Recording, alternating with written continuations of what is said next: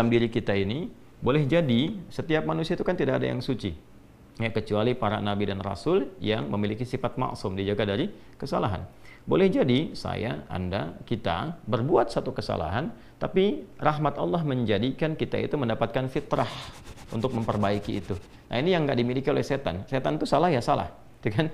Salah ya salah. Jadi ketika dia berusaha untuk mendapatkan rahmat Allah pun dengan taubat itu selalu terhambat dengan kesombongannya, istakbar itu.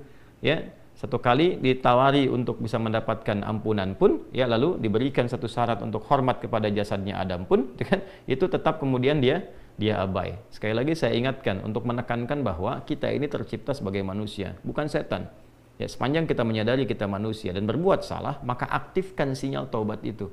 Ya, sejak di era sebelumnya, bahkan di era Nabi Adam alaihissalam turun ke muka bumi, kemudian juga berkeluarga, ya, risalah-risalah tentang taubat itu selalu kemudian disampaikan. Nah, di era Nabi Nuh alaihissalam, rasul pertama. Jadi kalau Adam itu nabi yang pertama, Nuh alaihissalam rasul yang pertama. Umatnya salah, maka dengan kasih Allah Subhanahu wa taala diturunkanlah kemudian pengingat, ya, lewat fitrah kemanusiaan ini, lewat Nabi Nuh alaihissalam disampaikan, faqul tustaghfiru rabbakum innahu kana ghaffara. Ya, maka aku tegaskan kepada kalian, istaghfiru rabbakum, cepat istighfar, cepat balik lagi, ambil kalimat-kalimat ampunan, ambil kalimat-kalimat tobat, ya, dari Allah Subhanahu wa taala, menggunakan Rabb tuh yang telah menciptamu, merawatmu, menyayangimu, mengingatkan. Jadi Rabb itu ada nilai-nilai rububiyah di dalamnya. Ya, ada sifat-sifat rububiyah. Ya, bukan sekedar mencipta, tapi juga merawat, memberikan perhatian, memberikan kebutuhan. Kalau dalam bahasa bebasnya Allah seakan ingin mengatakan, hei, aku kan yang cipta engkau, ya kan? Engkau berbuat salah, aku berikan kesempatan untuk saleh. Aku kirimkan di kalimat taubat, aku berikan kesempatan untuk memperbaiki diri. Kenapa engkau nggak ambil, ya kan? Ya, indah sekali gitu. Ya, aku ciptakan engkau salah, aku berikan jalan saleh. Kenapa ketika aku berikan jembatan untuk memperbaiki diri, engkau tidak ambil? Maka lewat Nabi Nuh alaihissalam, sejak di era kerasulan pertama itu diingatkan, sampai nanti puncaknya di era Nabi Muhammad sallallahu alaihi wasallam. Faqul tastaghfiru rabbakum innahu kana ghaffara. Kata Nabi Nuh alaihissalam, aku tegaskan, innahu kana ghaffara. Sungguh Allah Subhanahu wa taala itu telah menetapkan pada dirinya bahwa Ia Maha mengampuni seluruh dosa-dosa. Jadi ada ghafir, ya, ada ghaffar, ada ghafur, dan nanti dilekatkan dengan rahim pada puncaknya. Ya. Misalnya di surat Ghafir, di ayat yang ketiga, Ghafiridz dzambi wa qabilit taubi, itu menggunakan kata Ghafir. Lalu kalau kita jadikan superlatif, ya, dinaikkan lagi tingkatnya menjadi lebih banyak, terus mengampuni dosa, mengampuni lagi, itu dirubah kalimat dari Ghafir menjadi Ghaffar. Kalau tanpa batas diberikan kemudian sifat yang ketiga yaitu Ghafur. Ya, kalau hamba menyimpulkan apakah memang masih diterima, maka Allah turunkan puncaknya berupa sifat rahmatnya, Rahim. Qul ya ibadiyalladzina asrafu ala anfusihim la taqnatu min rahmatillah. Innallaha yaghfiru dzunuba jami'a. Quran surah ke-39 ayat 53. Balik ke sini. Ya, jadi ini gambaran yang pertama. Sejak di era kenabian turun yang Al-A'raf ayat 23 itu, Rabbana zalamna anfusana. Dan Nabi Adam alaihissalam mendapatkan kalimat itu. Lalu di era Nabi Nuh alaihissalam sebagai rasul pertama diingatkan juga dengan potensi sifat-sifat kebaikan ini yang menjadikan manusia tertuntun untuk senantiasa berbuat baik. Lalu apa sifat rahmatnya? Ya, kalau kita kembalikan ke konstruksi Al-Baqarah ayat 37, tadi kan saya katakan di awal, ya, Allah menegaskan seorang yang taubat ingin merubah dirinya dari salah menjadi saleh, bukan sekedar dituntun oleh Allah, tapi juga dipercikan kasih sayang Allah kepadanya. Rahmat Allah diberikan. Ya, kembali ke Quran surah kedua ayat 37 itu, fatalaqqa adamu min rabbih kalimatin fataba alaihi innahu huwat tawwabur rahim. Jadi bukan tawwab saja, tapi rahim juga. Bukan sekedar Allah terima taubatnya, tapi kasih sayang Allah pun diberikan kepadanya. Nah, apa di antara jenis kasih sayang yang Allah berikan kepada seorang hamba yang mau taubat? Ya, maka diteruskan ayatnya sampai 12 di sini. Imam Al-Bukhari menyantumkan di sini sampai ayat 12, yursilis samaa 'alaikum midrara wa yumdidkum bi amwalin wa banina wa yaj'al lakum jannatin wa yaj'al lakum anhara. Allahu akbar. Ya, justru di sini teman-teman sekalian, istighfar itu, ya, permohonan ampun kepada Allah Subhanahu wa taala, ya, permohonan rahmat Allah Subhanahu wa taala, kembali kepada Allah, mengoneksikan diri kita kepada yang maha baik, itu diantara percikannya adalah mendapatkan lapangan kebaikan. Yursilis samaa 'alaikum bidrara. Ya, walaupun Anda mendapatkan kesulitan dalam berkehidupan, bahkan yang sifatnya luas ya secara sosial. Kalaupun tanahnya gersang, ya, kalaupun kemarau berkepanjangan, itu ternyata dengan satu daerah itu, satu desa itu, satu wilayah itu mengoneksikan diri mereka kepada Allah, beristighfar. Ini faedahnya istighfar. Dengan beristighfar kepada Allah, taubat dari maksiat, ternyata bisa mendatangkan rahmat bukan hanya untuk pribadinya, untuk satu wilayah. Ya, ini pelajaran dari Quran. Ya, Allah akan memberikan kesan begini, jangankan bagi setiap personalnya, setiap orangnya, ya kan? Ada masalah sekampung pun, contohnya kekeringan misalnya, contohnya kemarau, lalu sekampung itu, ya, atau ada orang-orang soleh di situ yang membiasakan taubat kepada Allah, istighfar kepada Allah, mengoneksikan dirinya kepada Allah, ya kan? Itu luar biasa, percikan rahmat Allah.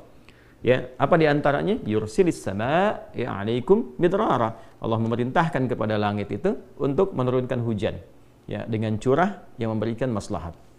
Kemudian wa yumdidkum bi amwalim wa banina. Ya, lantas kemudian melapangkan kepada engkau urusan hartamu, ya, bahkan memberkahi engkau dengan keturunan-keturunan yang baik. Jadi masya Allah, ya, orang tua yang rajin istighfar, suami yang rajin istighfar, itu ternyata bukan sekedar menjadikan ia mendapatkan penerimaan taubat. Dia berhenti dari perbuatan maksiat, usaha-usaha yang tidak baik, dagang yang tidak benar, itu kan perbuatan curang, ya, perbuatan menipu, perbuatan-perbuatan yang tidak elok, korupsi, jauhi potensi itu. Disogok dia hindari, diajak korupsi dia jauhi dan sebagainya. Lalu konsisten pada kebaikan dan dia isi dengan istighfar. Astaghfirullahalazim, astaghfirullahalazim. Rabbana zalamna anfusana wa illam taghfir lana wa tarhamna lanakunanna minal khasirin. Dia konsisten pada kebaikan itu, wa yumdidkum bi amwal. Allah akan lapangkan dia pada harta-harta yang lebih berkah. Allahu akbar. Itu faidah istighfar. Jadi kalau kita biasakan bertekad, berniat memperbaiki diri dari yang salah menjadi baik, itu Allah sudah berikan motivasi. Aku bukan hanya terima taubatmu, tapi aku rubah keadaan hidupmu lebih istimewa, lebih mahal nilainya dibandingkan dengan keadaan sebelumnya yang terlihat seperti fata morgana. Kemudian dikuatkan dengan Quran surah ketiga Ali Imran ayat 135, ya. Di sini disampaikan Allah Subhanahu wa taala berfirman, a'udzubillahi minasyaitonir rajim. Bismillahirrahmanirrahim. Walladzina idza fa'alu fahishatan aw zalamu anfusahum ini dzakarullaha fastaghfaru lidzunubihim wa may yaghfiru dzunuba illa Allah wa lam yusirru 'ala ma fa'alu wa hum ya'lamun. Di highlight di sini di firman Allah Subhanahu wa taala, dzakarullaha fastaghfaru lidzunubihim.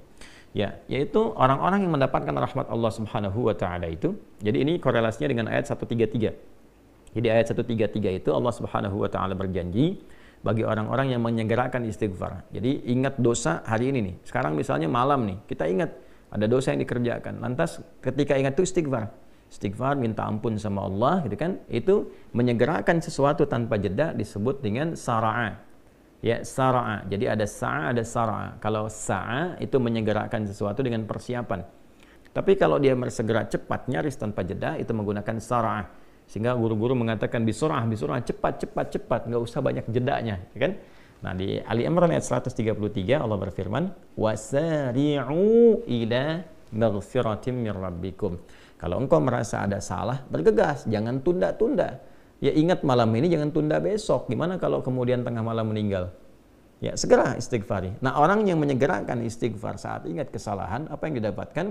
Wa jannatin arduhas samawati wal ardu uiddat lil muttaqin.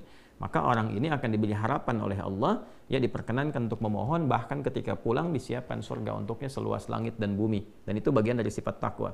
Jadi takwa itu bukan sekedar amar ma'ruf. Saat Anda ingat sholat, Anda ingat puasa, ingat baca Quran.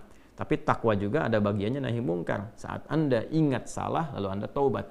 Ya, saat Anda ingat salah, Anda pengen jadi soleh. Saat Anda ingat maksiat, Anda ingin taubat. Itu bagian dari takwa. Nah, bagaimana kemudian cara mengimplementasikan itu semua? Nah, ini poinnya.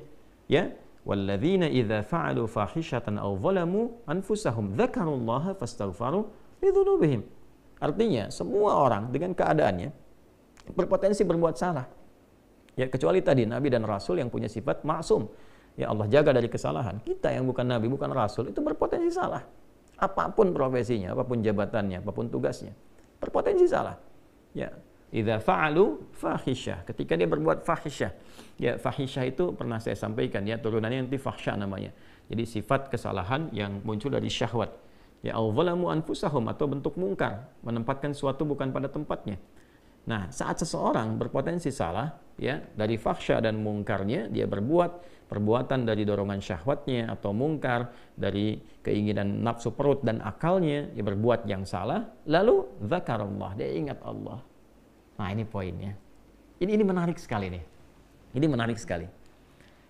Kok lanjutan ayatnya zakarullah? Bukan dia sadar bahwa dia itu telah berbuat salah. Kenapa zakarullah? Ini poinnya. Ya.